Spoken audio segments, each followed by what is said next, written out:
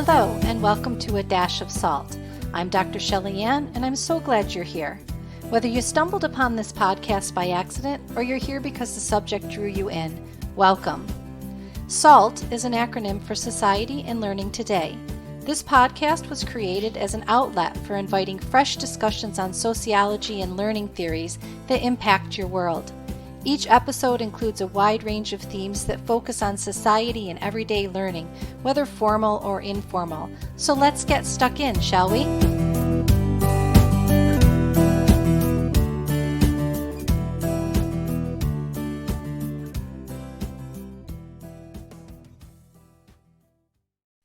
Welcome to A Dash of Salt. Today I'm joined by Mags Amond, also known as Margaret Mary to her extended Amond family in County Carlow and her late parents' friends in New York City, where she was born, and any nuns who taught her when she was young.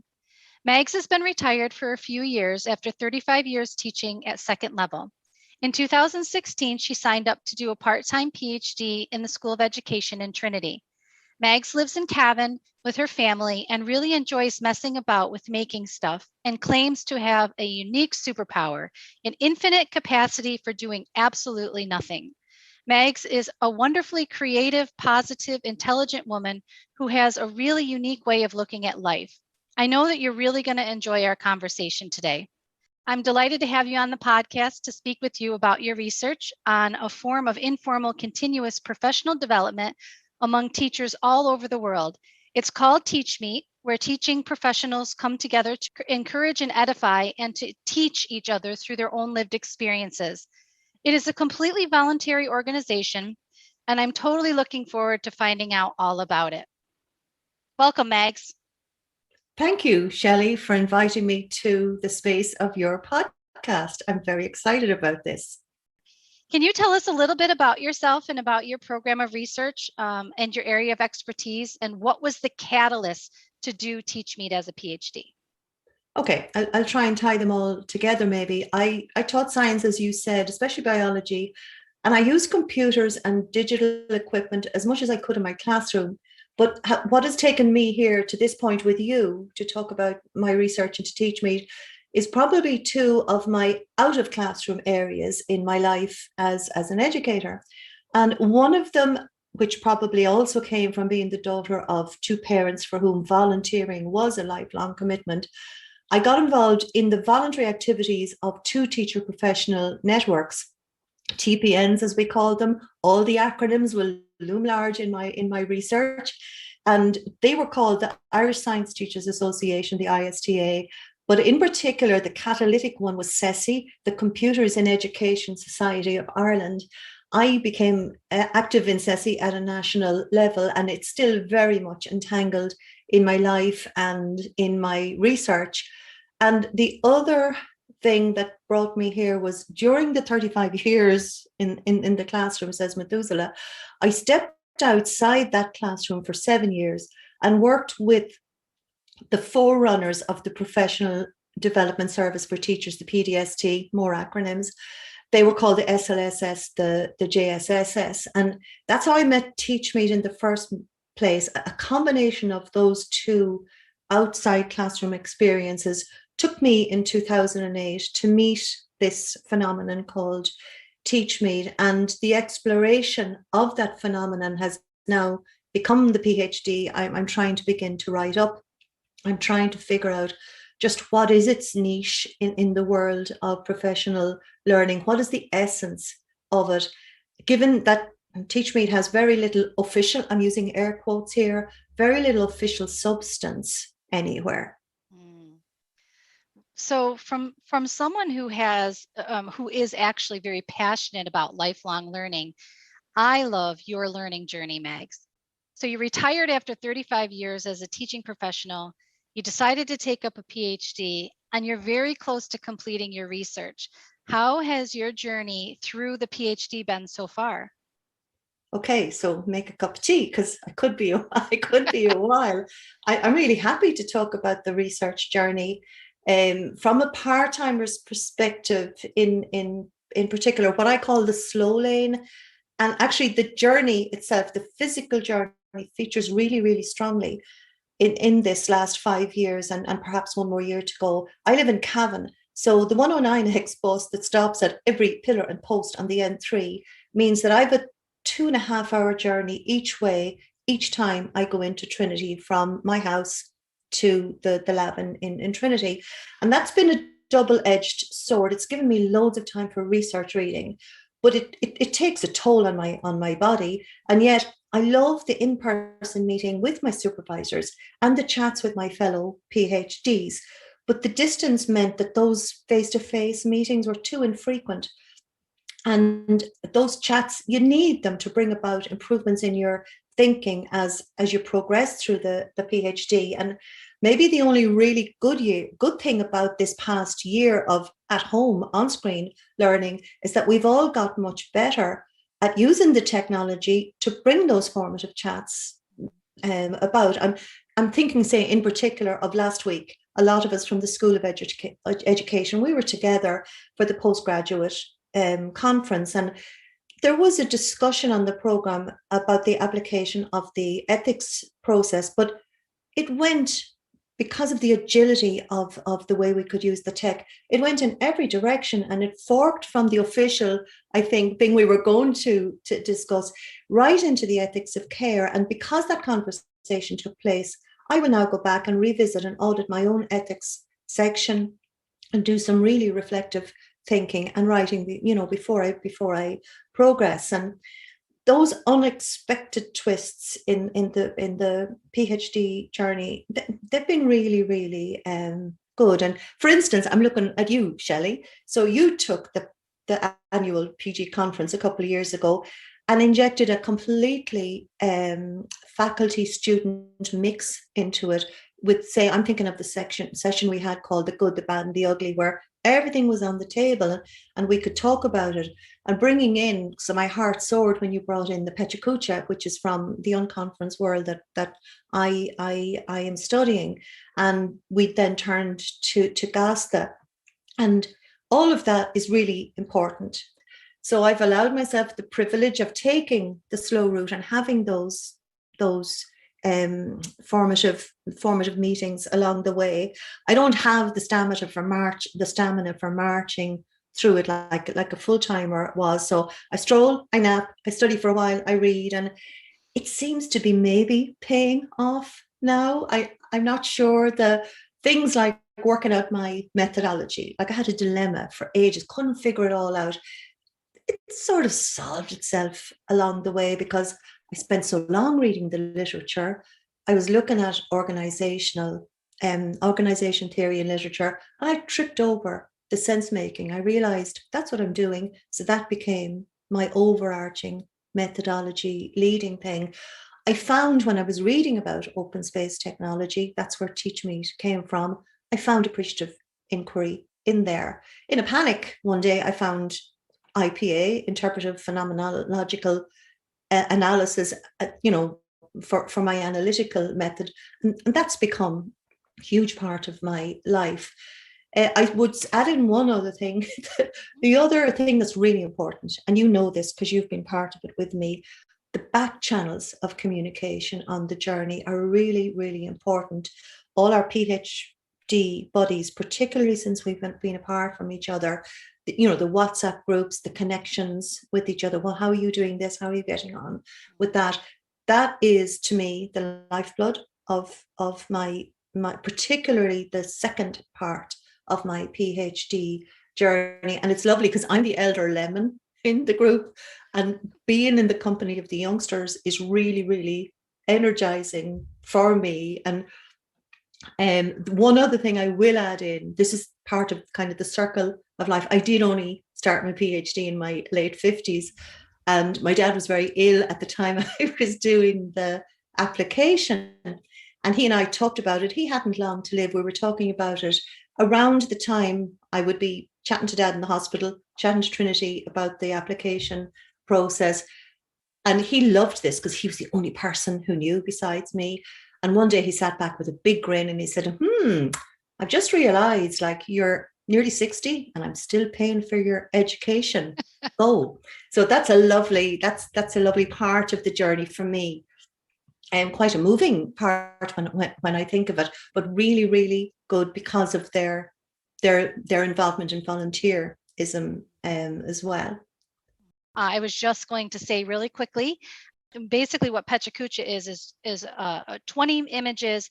You're allotted 20 images for 20 seconds. You can speak on each image for 20 seconds for a total of 400 seconds to talk about your research. So it's a very concise, quick way of a bit like an elevator pitch in a conference style. It's a great way for people to come on in conferences, especially educational conferences, and just give a little blurb about their topic and what they're doing, what their methodology is, that type of thing, in that short period of time. And what you ended up doing the next year was to take it, when you took it over, was it 2 years after? Yeah, 2 years after me. 2 years ago, I think. Yeah, and then and instead of doing a Pechakucha, there was another style of conference presentation which is very innovative, and that is Gasta. And Gasta is a 5-minute lightning talk where you're given 5 minutes, and especially in our world, in our PGR conferences, Tom Farrelly is the one that facilitates those Gasta talks, which is he's quite funny, because when that buzzer buzzes at the end of that 5 minutes, you're done. No matter where you are, you're not allowed to speak anymore. So it was a kind of a neat and interesting way, again, very innovative way to present research. And so I just wanted to make sure that the listeners were familiar with what those were, because you did mention them, and they are absolutely important.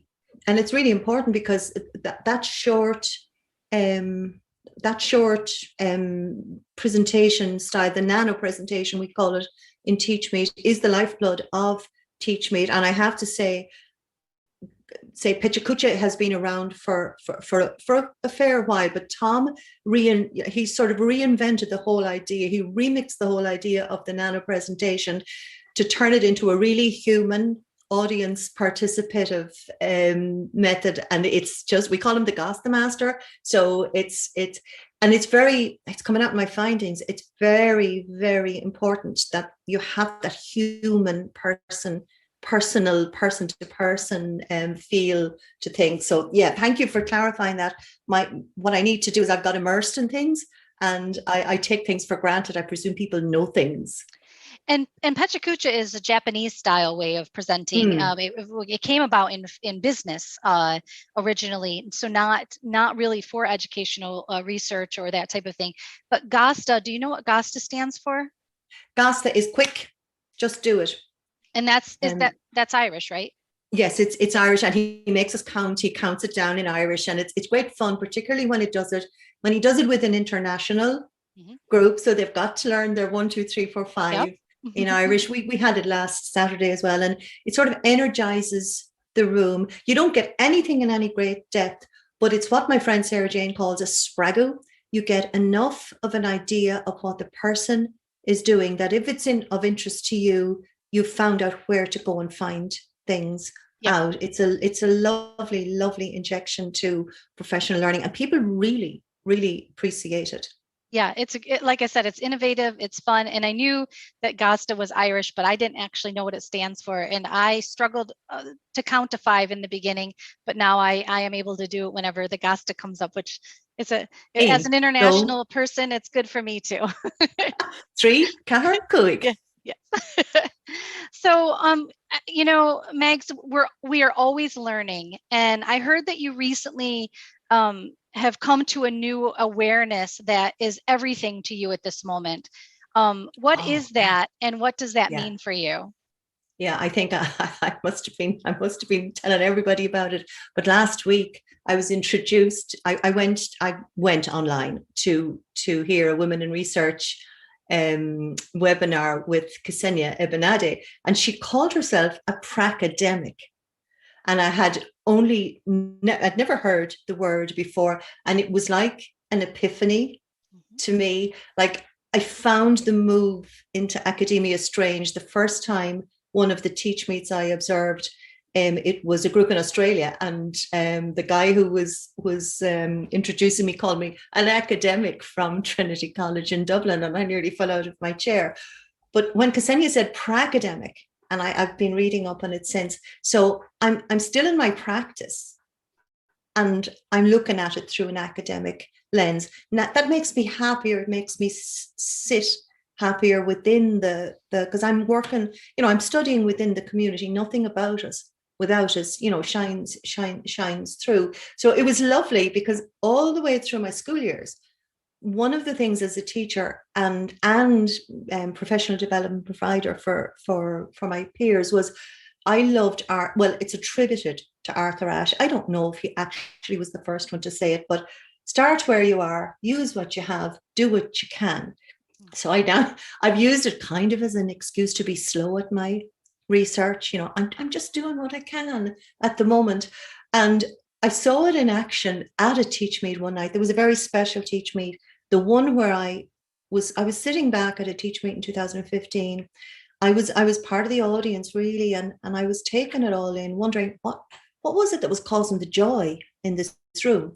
And I was sitting near one of the teachers that repeatedly came to TEACHMEETs. She came to every TEACHMEET within a drive of her house that she could come to, and she always had a copybook with her. And I realized, I looked at it, I said, that's the same copybook each time. So we had a chat about it. And she said, yeah, this is my professional development. I jot the things down here in the copy. And if they're any good she taught in a Desh primary school in Dublin. If they're any good she called them my boys, I will bring that back to school on Monday. So I got this idea of something for Monday in my head. But I also thought last week of her. I said, gosh, she was a pra-academic at the time. She was coming to hear what the academics, what the practitioners were both saying equally, because that's one of the joys of TEACHMEET. It's a lovely mix of academic presentations and practical presentations. So both of those, all of that has kind of come together in my mind in a very happy explosion of fireworks over the weekend.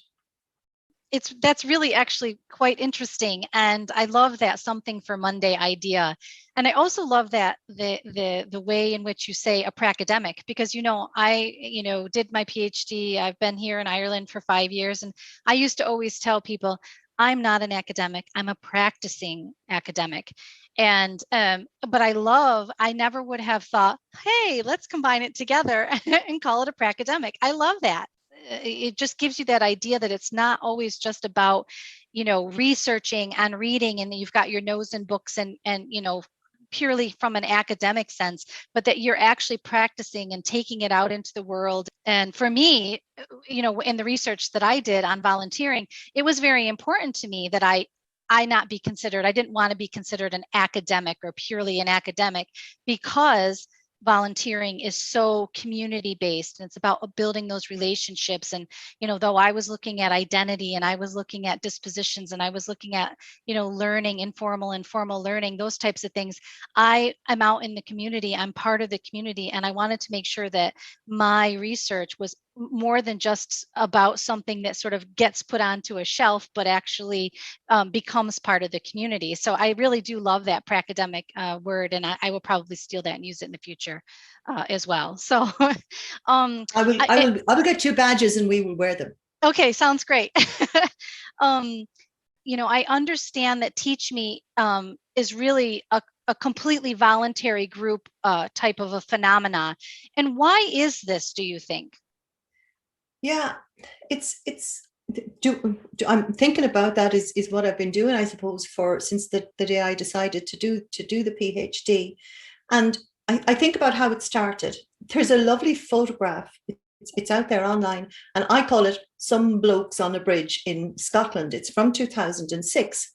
But all it was, where TEACHMEET came from, was some teachers who knew each other from this new-fangled internet thing online, who met at a conference and had a chat about getting together face-to-face to have chats about the techie things that were working for them. And maybe at this stage, I'll take a little break and look out the window and wave across the sea to John Johnston, David Noble, and Ewan McIntosh, who will probably shout back at me, hey, Mags, have you not written that thesis yet? And so the first TEACHMEET wasn't even called TEACHMEET. It was Teachers Meeting. But when the next event was being organized purposefully, the name was worked on with care. I know that now. As the events got more and more popular. People voted with their feet. It spread organically and evolved as it did. Somewhere in the world, almost every day, there is a TEACHMEET going on. And when I started to look into it and look at the origins of where it may have come from, I thought of it as, because if it was 2006, I thought of it and I think of it as the love child of the unconference world and the social media that was growing in 2006. The really, really unusual thing about TEACHMEET in the unconference world is that it's the only totally unincorporated entity, well, that I know of, that I'm involved in. And even though it's fairly global now, there's no central.com. There's nothing apart from a really carefully crafted compound name in a distinctive font, logo. It's truly open. And I'll just, as a little aside, Shelley, I'm not going into it today, that openness and it's unowned leaves it vulnerable to appropriation. But we will have that conversation perhaps another day about open education. And it's almost biblical in the simplicity that it has. All you need for a TEACHMEET are a couple of teachers, a venue where they can gather, and a few tacit rules that each of them will share a short something they found useful that might be good for others. Demo and discuss. That's what Ewan McIntosh has often described it as. And as to the why, you asked me, why do you think it happens? There is a huge hunger in teachers. They're alone with their classes. They really want to know if there's anything they can do to improve themselves and their classroom for their students. And the metaphor I think of all the time, and we've discussed this before from other sociology discussions, I think of it all the time as a desire line. Those elephant paths, cow paths, rabbit paths that animals and humans wear into the ground that lead them from where they are to where they want to be. And they bypass the steps and the concrete and the sidewalks that the authorities have decided and provided. So it comes down to teachers. They're finding each other to get the inside scoop. And that's something for Monday that we spoke about earlier. So Mags, I know that you've read my work on the active volunteer disposition, and we've had a few discussions together about the crossover between my work and TEACHMEET. And I'd really love to get your take on this in a little bit more detail. Yeah, I'm really happy to talk about the crossover with your work, this disposition of volunteers, which just woke me up when I was analysing the reasonings that people were bringing to me in the interviews, and it helped me to pinpoint what they were saying in the conversations they had with me. And okay, so your dispositions, I reckon I saw the idealist, the guide, the champion, but it's the volunteer you call the executive volunteer disposition that came through the interview conversations and the questionnaires as well that I analysed. I kept hearing people say the same two sides of the one coin of a purposeful idea, that do the thing right and do the right thing. Those two purposes were coming right through everyone I interviewed and all of the people who answered the questionnaire for me. And as well as the actual executive disposition that I see, I'm going to borrow your use of the word disposition when I describe the different motivations that people say in my data that has brought them to TEACHMEET. In my participants, I see three dispositions. I see seekers, I see sharers, and I see bringers. And the word disposition is a lovely way to describe them. They're not types. I'm not going to put anybody in a box. It's just a way of acknowledging and complimenting them on what they have shared with me, and helps me to shed light on the research questions. And I do actually have, finally, research questions I love them. I have nicknames for them.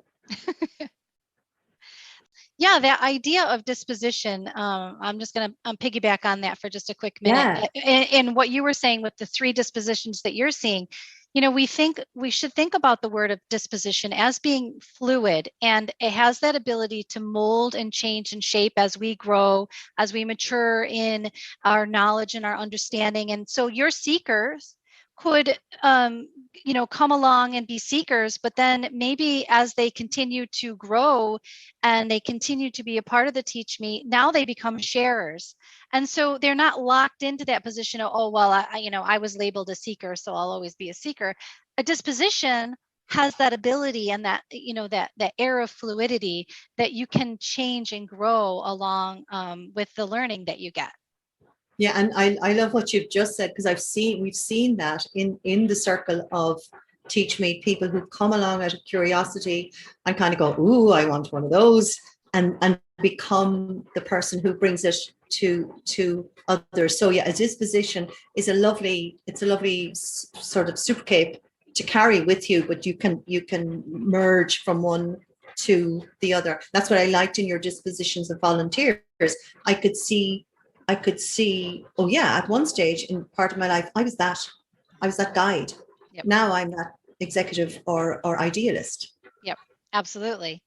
So after a year, or after actually more than a year and a half or almost of this global pandemic, do you think that COVID-19 has had an impact on TEACHMEET, and if so, in what ways? Well, I do. It has, and not in the way I thought it was. It's quite a surprising part of what's happened in the last year with me, because TEACHMEET is so very, very face-to-face, interpersonal. I mean, the whole point was we want to sit down together. So I thought it would become, after March the 12th, a real damp squib to go online, but I was committed to doing it, and I'm brought up to do what you said you were going to do. So I toddled along, but believe me, Shelley, TEACHMEET pivoted to online so quickly, much more quickly than anything else in my life. They were online within a week of the shutdown. The very same factors that take people to face-to-face events took them online. They weren't allowed to be together, so they found a way to be together. That curiosity of how your peers were coping with the COVID had a TEACHMEET up and running within a week. The eagerness to share their new practice, the hunger to be together, just long enough to get what I said, my friend Sarah Jane calls the spragu, the spark, the ignition energy to move onwards. And I found the same factors made for a good TEACHMEET offline as online, with additional benefits.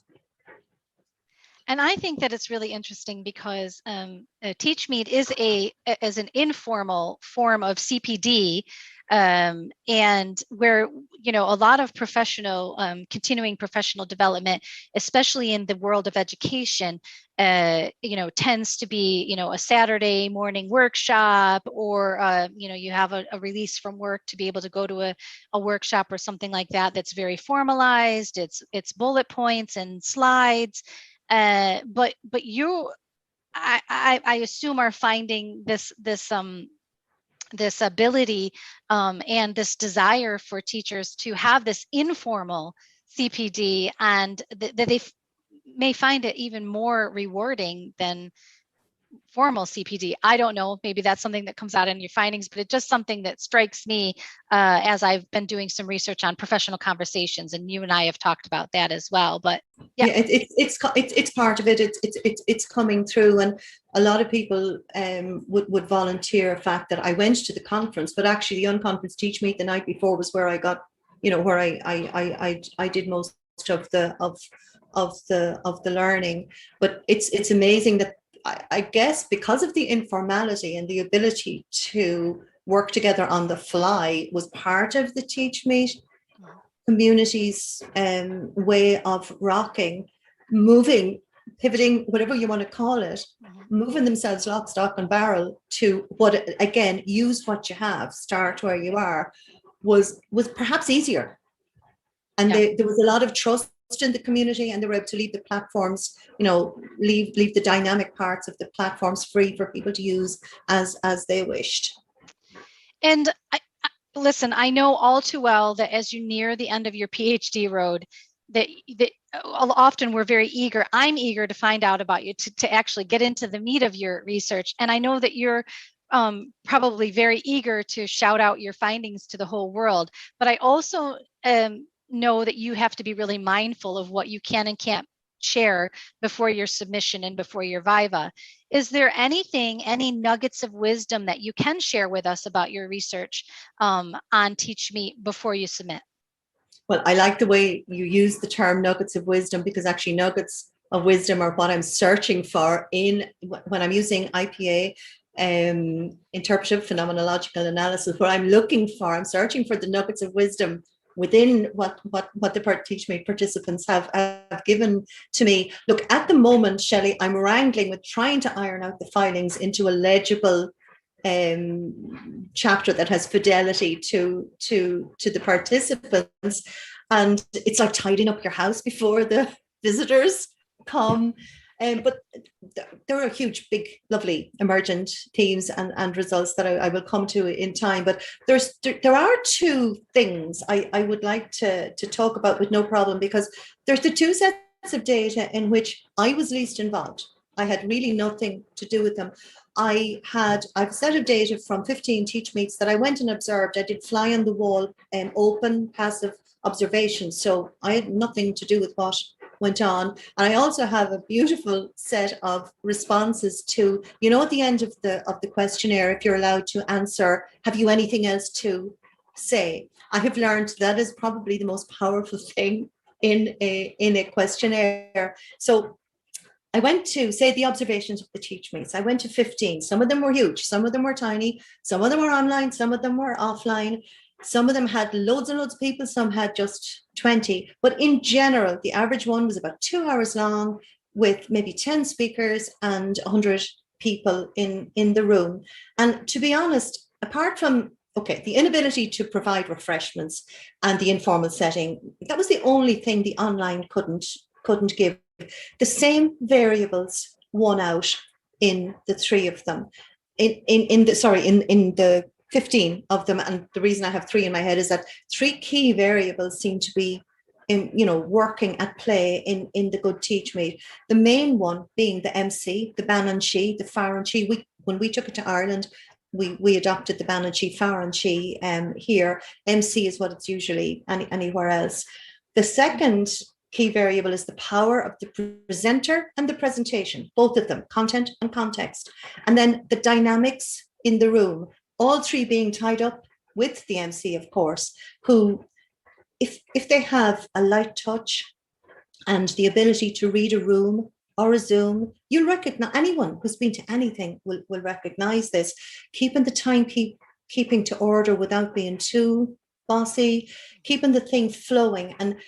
And one of the founders, Ewan, he likens it to the informal session in a music session, where everybody comes along, everybody listens to everybody else in turn, and hopefully everybody else learns something new by the end of the night. And as for the presenters and the presentations, that blew me away. What people want to hear is authenticity.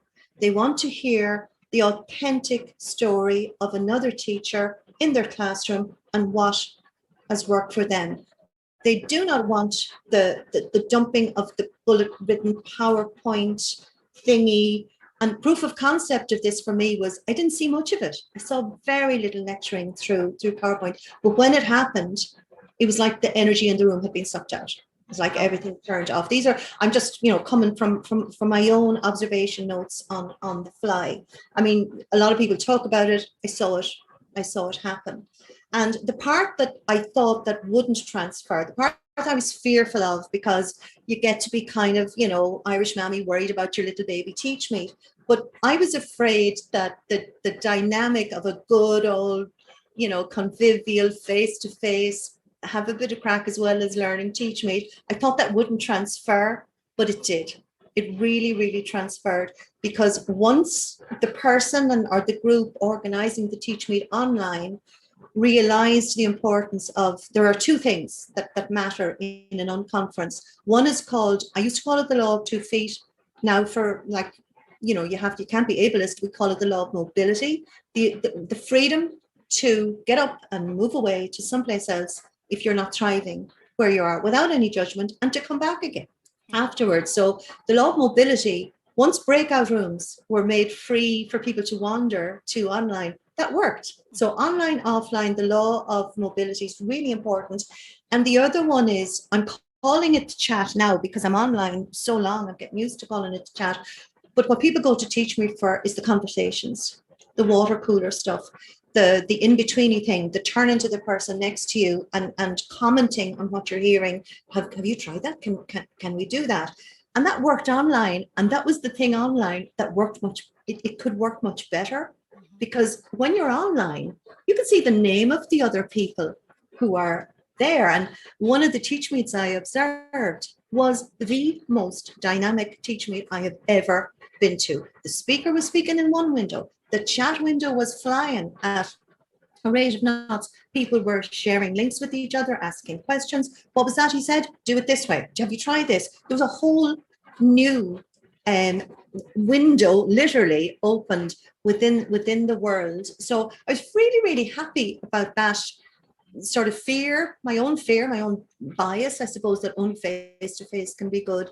And I would say going forward in the chats I'm having with people, online will be part of it. Hybrid TEACHMEET could be a thing that we might have. Oh. And sorry. Yeah, the other thing I said I might share, I in respect to the people who shared their ideas with me, I loved that the question at the end of the questionnaire, have you anything else to say, gave me a beautiful, small, tiny, rich, it was like a mini me version of all of the huge bank of data I got from the analysis in the interviews. And again, what are people looking for? And I'm turning around because I've written the 3 words on the wall behind me. They're looking to be connected with others. They're looking to share. And the word I'm picking for the moment is they are trying to remix their professional learning.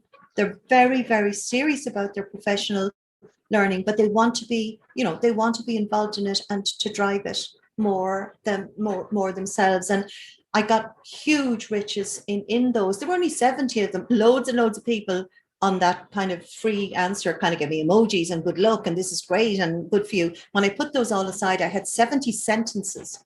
And in those 70 sentences, I got a huge insight into what's important inside the TEACHMEET, how it works as professional development, how it should go in the future. So I'm a great believer, and I'm really glad I put that in.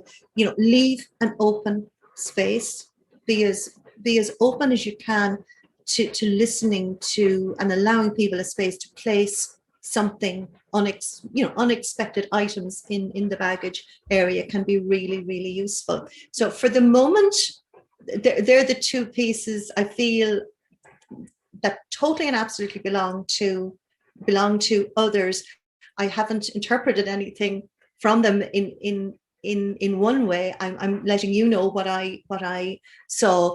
The rest of it, I will just take a little more time, but I'll be back to you. Yeah, definitely. And I'll be really excited when you do get to that point, because again, I can't wait to read it myself, and I can't wait to be able to have you on again and share even some more fuller findings when that happens. And, it's really interesting because TEACHMEET, it wouldn't be something that I would be familiar with because I've never been from the American standard, the K-12 educator in Ireland, the primary or post-primary teacher. It sounds like that TEACHMEET is a community of practice. It's a community of learners. I just love the informal nature of it. It just makes it, beautiful.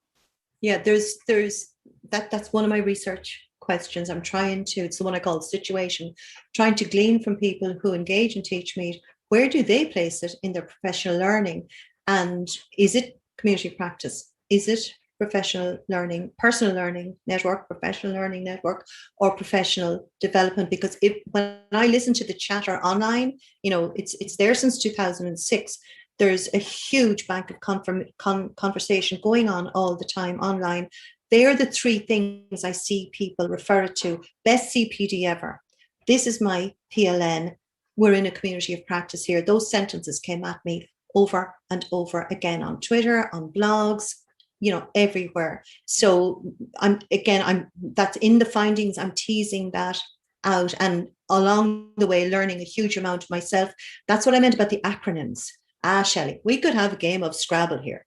And the only letters we'd need would be P, C, L, N, D, T, and N. Did I say N? We only need 7 letters to form 17. I'm up to 17. Oh, an A for the best one of all, authentic professional learning, which I really, really love. So we need 8 letters to form 17 descriptions of teacher learning of some description. Again, we'll come back to that another day and perhaps play that game of Scrabble. It sounds fantastic. And when you said that, this is my CPD, that your participants, were saying, this is my CPD, this is, it to me, it espouses that idea of this is where I belong. And when you feel like you're an integral part of something and that you're not going somewhere to be, lectured at or, that type of thing where everybody feels like they have valuable input, it's that idea of community can be very, very mind-blowing. And I could talk about that from a sociological perspective all day long. You and I could have that conversation, but we're getting towards the end of our conversation here. So what I'd like to know from you is, what's next for you? Well, what's next for me in the next 2 weeks is a very short break from Per Academia to have a very special bijou family wedding, long-awaited, COVID delayed family wedding, and that will be absolutely joyful. And then I will get back on the trail with this is where Keith Johnston and Richard Millwood, my 2 supervisors, will really start to earn their crust with me, because I need to take everything I have now and iron it in, as I say, iron it out, take the wrinkles out of the way and try and make it accessible to others. I feel very steeped in it now, and I know there's a lot in here in my head. I'm pointing to my head here. I need to get it onto that flat A4 page. I need to do a discussion chapter and a reflection chapter, and then hopefully within another year try and get a handle on sorting it into something resembling a dissertation for submission, and something that does justice to everything. That's really important to me, to the work I've done, but to the people who've contributed to the TEACHMEET community, let's call it the networked community, to the phenomenon itself, which I went into, as a biologist, ecologist. I'm just trying to find the niche of this thing. And then I have about a year mapped out for that, and maybe we'll talk again. Definitely. When that year is up, let's talk again and see how far I've got. Definitely. I really always like to ask my guests if they have resources that they'd like to share with our listeners. Like, where can somebody go if they want to find out more about TEACHMEET, or, if they're just really interested in kind of the conversation that we've been having? Do you have any suggestions for them? Well, I have 2 suggestions. 3. One of them would be, look, come to me at magsamond.com. There's a small community booklet that was produced after the 10th anniversary of TEACHMEET, using the stories of participants saying what the impact had been on them. Because being an informal organization, it doesn't even have a web presence where we could hang it. So I mined it on magsamond.com.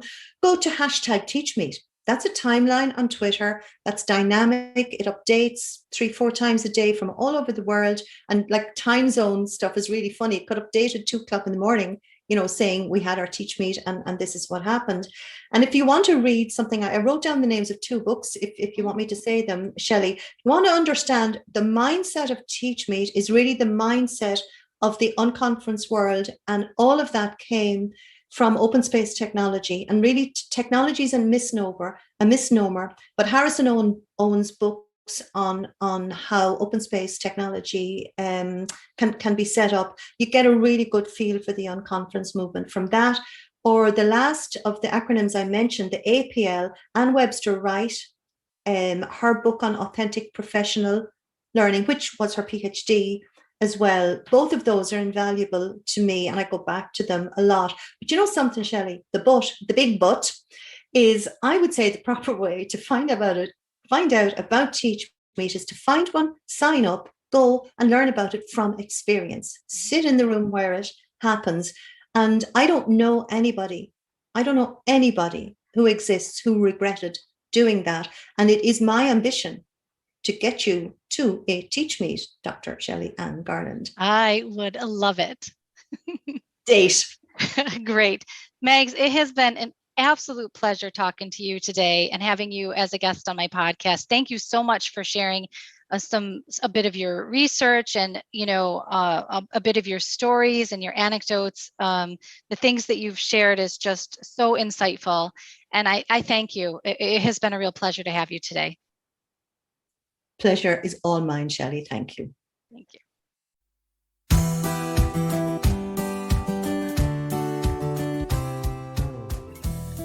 I hope that you've enjoyed this discussion on A Dash of Salt, a space where you'll always find fresh and current discussions on society and learning today, seasoned with just the right touch of experts in education and a dash of sociological imagination. Please be sure to like and share this episode, and don't forget to subscribe to A Dash of Salt on Podbean so that you don't miss the next episode. Thanks so much, and we'll chat again soon.